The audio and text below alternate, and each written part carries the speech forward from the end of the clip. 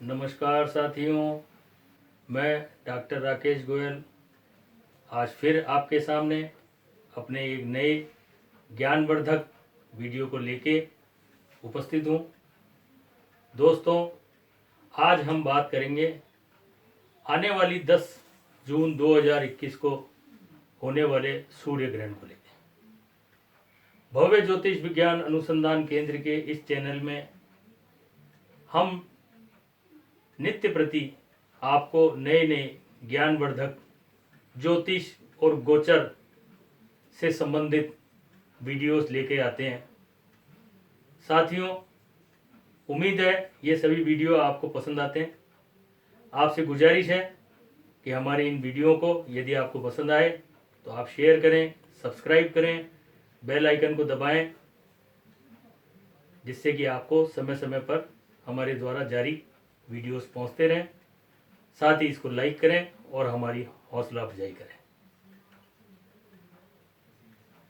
दोस्तों, ग्रहण अपने आप में एक भयभीत करने वाला शब्द है। आम भाषा में भी हम अक्सर ये बात करते हैं कि हमारी कोई कार्य है वो नहीं हो रहा है तो हमारे मुंह से निकलता है कि इस पे ग्रहण लग गया, इस काम में कोई रुकावट आ गई, अड़चन आ गई।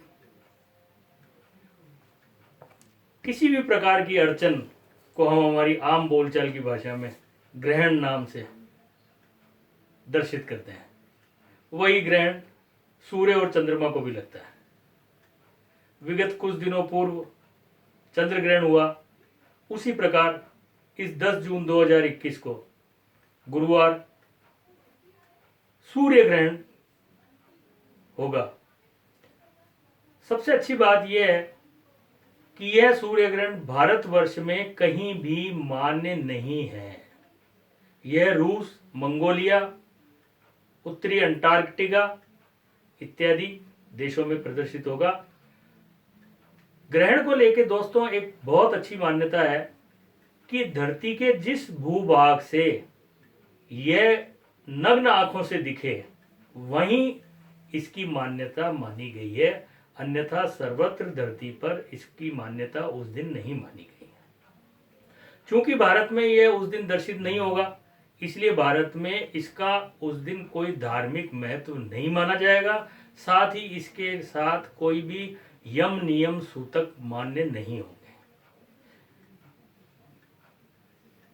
दर्शकों, ग्रहण का देखिए जो वैज्ञानिक महत्व है वो ये है कि पृथ्वी, चंद्रमा और सूर्य,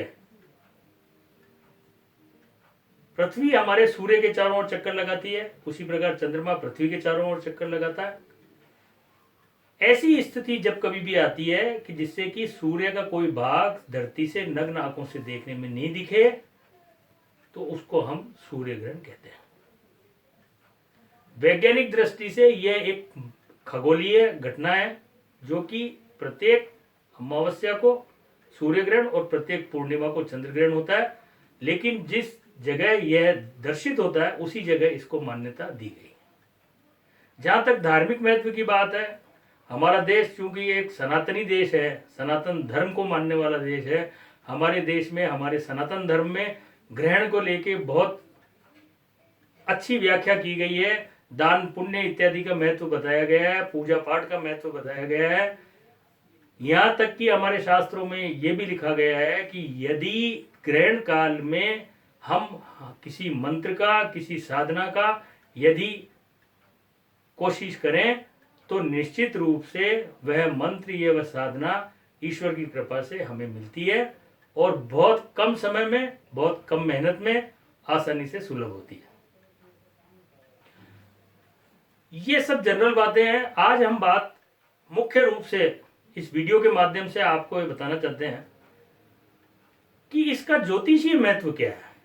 और इस बार ये जो 10 जून 2021 को जो ग्रहण है, सूर्य ग्रहण है, इसका ज्योतिषीय दृष्टिकोण को अगर देखें तो क्या विशेष महत्व रहेगा और ऐसी क्या परिस्थिति बनेगी जिससे कि इस ग्रहण में किया हुआ कार्य हमें हमारी परेशानियों से मुक्ति दिला सकता है।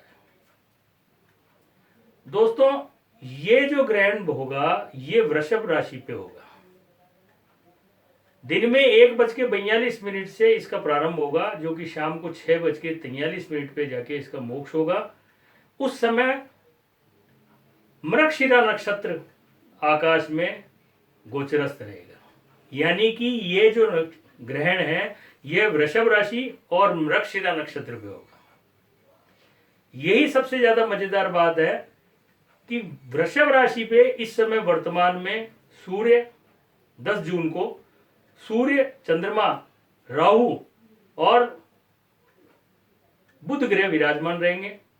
साथ ही वृषभ राशि के मालिक शुक्रदेव है, केतु की इनके ऊपर पूर्ण दृष्टि है, और सबसे अच्छी बात है कि ये मंगल के नक्षत्र पे होने के कारण सबसे ज्यादा प्रभाव मंगल ग्रह का रहने वाला है। यानी कि वृषभ राशि और ये ग्रहण 7 ग्रहों से त्रस्त रहेगा। जिस प्रकार नवंबर 2019 में ग्रहण पड़ा 6 राशियों का एक जुट धनु राशि पे जो स्थिति थी, करीब करीब वैसी स्थिति इस समय इस सूर्य ग्रहण के समय रहेगी। भले ही यह ग्रहण भारत में मान्य नहीं है, भारत में दर्शित नहीं होगा, किंतु ग्रहण तो पृथ्वी के किसी न किसी भाग में है ही, और आकाश में जो गोचरस्थ ग्रहों की स्थिति होगी, जो नक्षत्रों की स्थिति होगी, वो संपूर्ण विश्व पर अपनी पूर्ण प्रभाव डालेंगे ही डालेंगे। जैसा कि मैंने अपने पूरे पुराने वीडियो में भी कहा कि इस वर्ष का राजा और इस वर्ष का मंत्री दोनों मंगल हैं, और ये मंगल के मृगशिरा नक्षत्र पे ही यह ग्रहण 10 जून 2021 को होने वाला है। तो साथियों, जैसा मैंने अभी आपको बताया कि 7 ग्रहों के एक संयोजन के फलस्वरूप इस ग्रहण का अपने आप में बहुत विशेष महत्व रहने वाला है। देश दुनिया पर इसका बहुत ज्यादा प्रभाव पड़ेगा, और सबसे अत्यधिक भारतवर्ष की कुंडली पे प्रभाव पड़ेगा, क्योंकि स्वतंत्र भारत की कुंडली जो है वह वृषभ लग्न की है। चूंकि इस वर्ष का राजा और मंत्री दोनों मंगल है, इसलिए सबसे अत्यधिक प्रभाव भी इस वर्ष मंगल का ही है। मंगल की जो स्वभाव है, जो उसकी नैसर्गिक एक क्षमता है, उसका प्रभाव आप जब से ये नववर्ष प्रारंभ हुआ है देश दुनिया में आप देख ही रहे हैं। कहीं कहीं आगजनी, भूकंप, सुनामी, 2-2, 3-3 ताउते, और जैसे तूफान आने वाले समय में फिर उम्मीद करनी चाहिए कि 20, 21, 22 जून को इन ग्रहों के फलस्वरूप फिर कोई नया तूफान देश दुनिया में आ सकता है। यानी कि सबसे ज्यादा प्रभाव मंगल का रहने वाला है। अब देखिए, ये एक बहुत अच्छा सुनहरी समय है कि जिस नक्षत्र पे जब कभी भी इतिहास गवाह है कि यदि कोई ग्रहण काल पड़ता है तो उस नक्षत्र की स्वामी की पूजा अर्चना करने से वर्ष भर आपको, आपके परिवार में, आपके व्यापार में अत्यधिक उल्लास और उन्नति की स्थिति रहती है। और जैसा कि इस वर्ष का राजा और मंत्री जब चूंकि स्वयं मंगल है और मंगल के मृगशिरा नक्षत्र में जब यह ग्रहण पड़ रहा है, तो इसका सबसे अत्यधिक प्रभाव, सबसे अत्यधिक महत्व हो जाता है। साथियों, मेरा सभी से निवेदन है कि उस दिन ग्रहण काल समाप्ति के पश्चात श्री हनुमान जी के मंदिर में रोट और गुड़ का भोग लगाएं, साथ में तुलसी चढ़ाएं। हनुमान जी को गुड़ और तुलसी अत्यधिक प्रिय है। मोटी रोटी बनाएं घर में, उस पर घी लगाएं, साथ ही गुड़ की डली रखें। और तुलसी, चूंकि हनुमान जी ने वानर रूप में जन्म लिया, तुलसी उनको सबसे ज्यादा प्रिय है। तो रोट, गुड़ और तुलसी का भोग लगाएं और प्रसाद प्राप्त करें। साथ ही ओम अंग अंगारकाय नमः मंत्र का ग्रहण काल के समय यदि आप जाप करें तो निश्चित रूप से मैं कह सकता हूं कि इस संपूर्ण वर्ष आपके ऊपर मंगल ग्रह की और परम पूज्य हनुमान जी महाराज की पूर्ण कृपा बरसेगी। आपके सारे कष्टों का निवारण होगा।